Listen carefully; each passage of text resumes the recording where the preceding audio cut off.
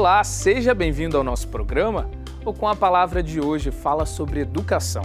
Neste período em que o mundo tem convivido com a pandemia de Covid-19, muitas mudanças e adaptações têm sido feitas no dia a dia das pessoas. Uma delas é a introdução das aulas online, que trouxe para os alunos, pais e professores a realidade do ensino à distância por meio da internet.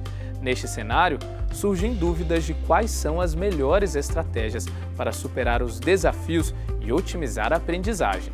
Nós vamos agora conhecer algumas das principais estratégias para ter sucesso nessa modalidade. Com a palavra, a especialista em ginástica para o cérebro, Roberta Lialcaide. O que é a modalidade de ensino EAD?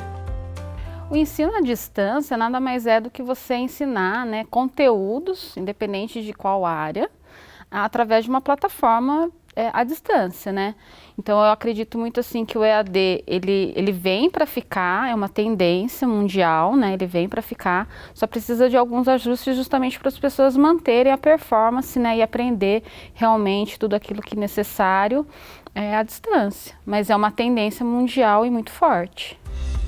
O ensino EAD pode ser aplicado para qualquer idade, em qualquer etapa da educação? Isso é o grande desafio, A educação, por si só, ela tem que passar por uma modificação.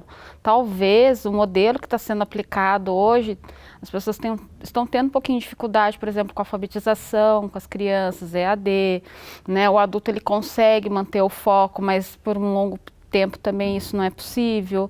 Então existem pessoas que se adaptam super bem ao EAD e tem outras que não. Acho que não tem nem a ver com faixa etária, e sim com a personalidade da pessoa. Existem pessoas que são mais inquietas, pessoas que são mais concentradas, tem gente que gosta de conversar com outras pessoas, tem gente que gosta de ficar atrás do computador. Então vai dar certo, com certeza, é óbvio, mas precisa dessa adaptação aí ao longo do tempo, A gente foi forçado todo mundo aí para o digital, E aí a gente só replicou aquilo que a gente fazia presencialmente. Então, ao longo do tempo, eu acredito que isso melhore, a partir do momento que as pessoas descubram, como isso pode funcionar de uma forma mais desejável para cada faixa etária ou para cada público mesmo. Quais são os maiores desafios para a aplicação do estudo à distância?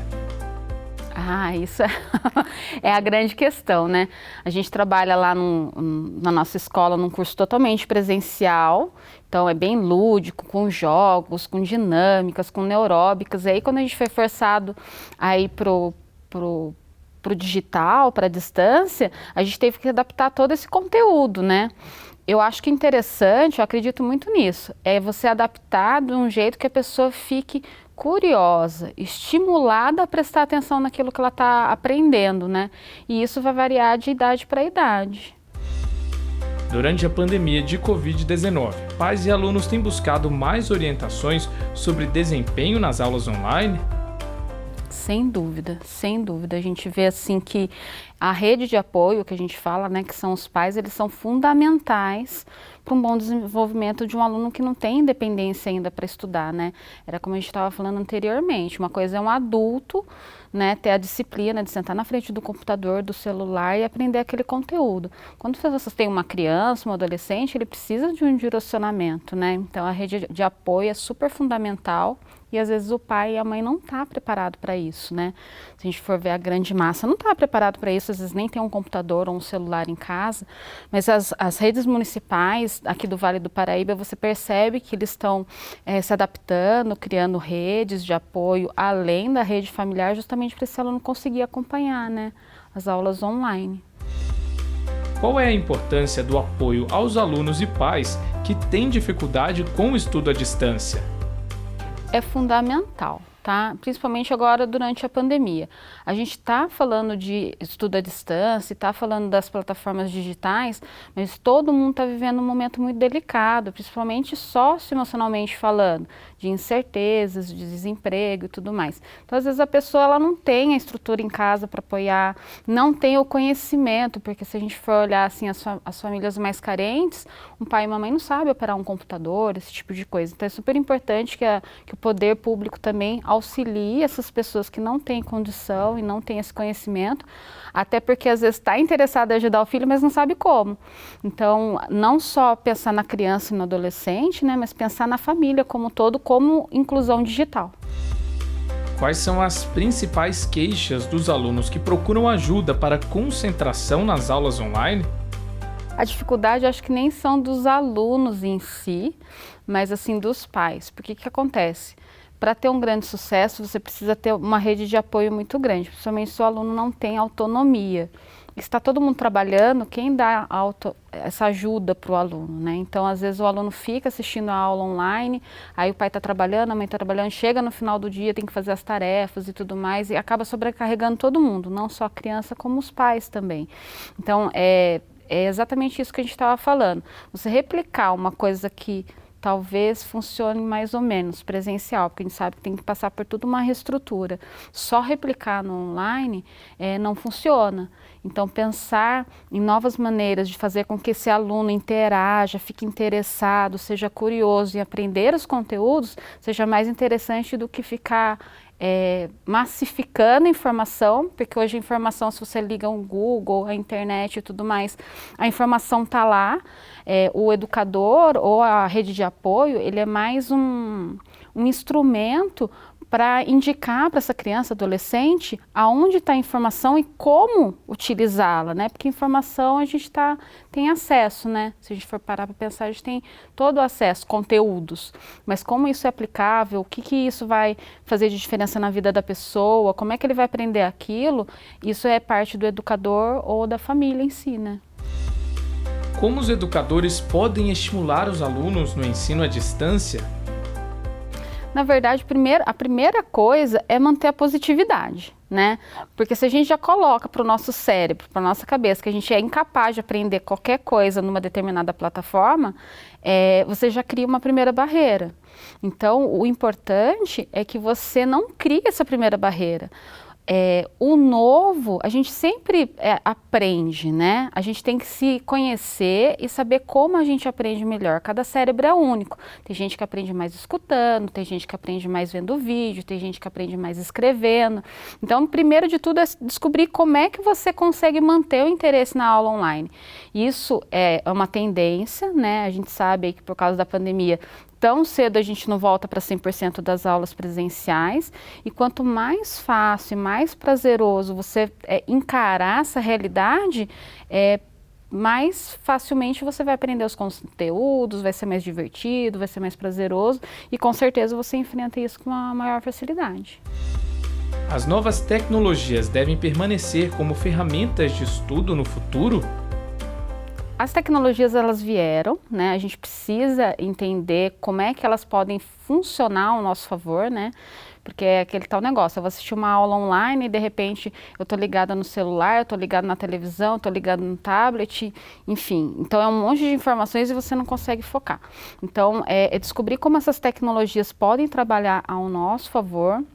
E também por causa da pandemia, você desenvolver essas habilidades socioemocionais que tanto a gente está falando, né? Porque não adianta nada a gente ter um monte de tecnologia que trabalha a nosso favor se a gente não consegue interagir em sociedade, não tiver empatia, não saber lidar com as emoções, sob pressão, lidar com frustrações, que na verdade é isso que está acontecendo com a gente durante um ano, a gente está se frustrando várias vezes, né? Então é super importante isso, que a gente entenda tudo isso, desenvolva habilidades socioemocionais e use a tecnologia a nosso favor. Qual é a importância das habilidades emocionais para os educadores que atuam no ensino à distância? Com o desenvolvimento da tecnologia, profissões vão sumir. Se a gente pensar ao longo de 20 anos, existem profissões que não vão existir mais.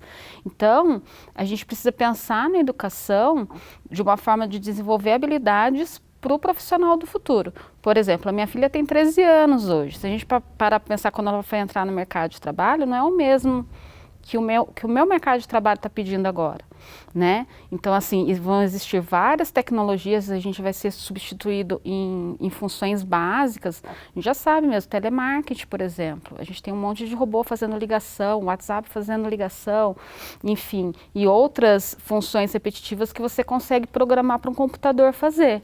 A única coisa que você não consegue, talvez no futuro, né, a gente nunca sabe, é desenvolver habilidades socioemocionais de emoções num computador. Mas provavelmente isso vai ser super importante, principalmente em cargos de liderança, né? A partir do momento que você coloca a tecnologia para fazer atividades rotineiras, banais, que qualquer computador ou máquina consegue fazer, mas você vai precisar de pessoas no cargo de gestão, né? E aí você gerir pessoas requer, né, habilidades socioemocionais para você entender o outro, capacidade de expressão, você pegar e entender, como é que eu vou conversar com essa pessoa para que ela me entenda e tudo mais. Então isso é super importante. O espaço físico e o ambiente interferem no processo de aprendizagem online?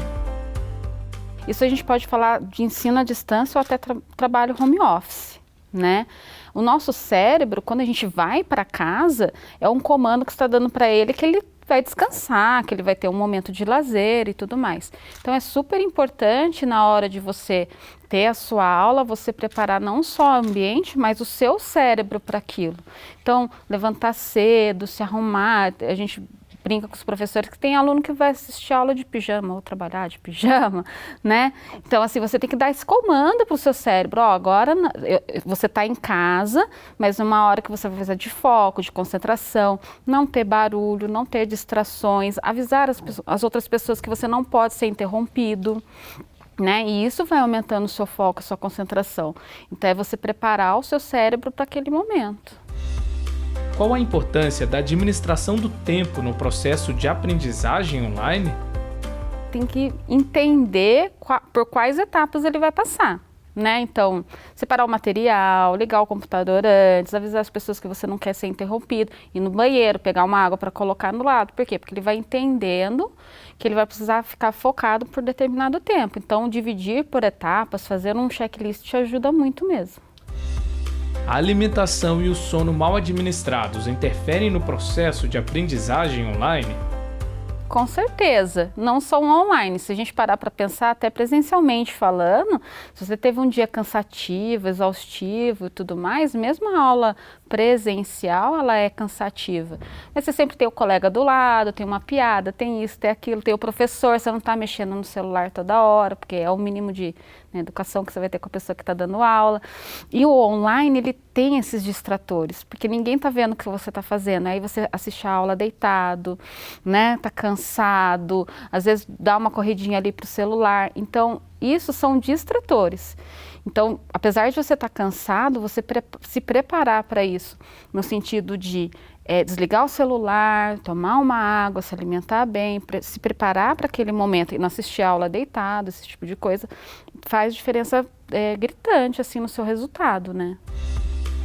Quais são as principais estratégias para melhorar o desempenho na aprendizagem online? A palavra de ordem é disciplina. Isso é fato. Então, preparar o local que você está estudando, você se preparar para aquilo, separar o material, fazer anotações, super importante. Enquanto você faz anotações, além de você consolidar o seu conhecimento, no final da aula você tem um resumo daquilo que foi feito, fazer perguntas no final da aula, para saber se você entendeu tudo aquilo, né? Então, é super importante ter um ambiente adequado, limpo, silencioso. E a rede de apoio, ela é importante para manter esse aluno, né, os pais, manter esse aluno focado, mas também tem que tomar cuidado para não interferir na aula, porque tem pai que se empolga e interfere lá na aula. Então, tá todo mundo se adaptando, né, a algo novo, mas eu acredito que a longo prazo, assim, todo mundo vai entender que isso é importante, e quanto mais cedo a gente entender que isso é factível, que é possível aprender as coisas à distância, mais facilmente a gente vai enfrentar tudo isso. Como os alunos podem ser incentivados e motivados durante o período de aprendizagem online? Eu acredito que boa parte disso tem que partir do educador. Lógico que o pai ele pode auxiliar sim, mas tudo que deixa a gente curioso faz com que a gente preste atenção. Então, deixar a aula atrativa, dinâmica, fazer com que o aluno fique curioso sobre aquilo é muito mais interessante do que você ficar falando sobre determinada disciplina e ele ficar ouvindo aquilo e não aguçar a curiosidade dele. O cérebro, ele gosta de desafio, ele gosta de curiosidade. Então, a partir do momento que o educador ele faz essa ligação com o aluno e mantém ele curioso, a atenção dele fica sustentada. E aí você consegue fazer com que ele fique motivado, né? Tem que ser divertido, tem que ser prazeroso, tem que ser dinâmico. Então, acho que o grande desafio do EAD acho que não só do EAD, do ensino tradicional também presencial. Você vê que tem professores fantásticos, que os alunos ficam enlouquecidos com as aulas dele, e tem professores que não se dão tão bem assim, porque não conseguem prender a atenção do aluno mesmo, né? Então, de novo, não é replicar aquilo que a gente está fazendo no presencial, é trazer o novo, trazer a novidade, porque o cérebro gosta disso, mas principalmente deixar a pessoa curiosa para o aprendizado. E o Com a Palavra fica por aqui. Acompanhe o programa no nosso canal do YouTube. Obrigado pela companhia e até a próxima.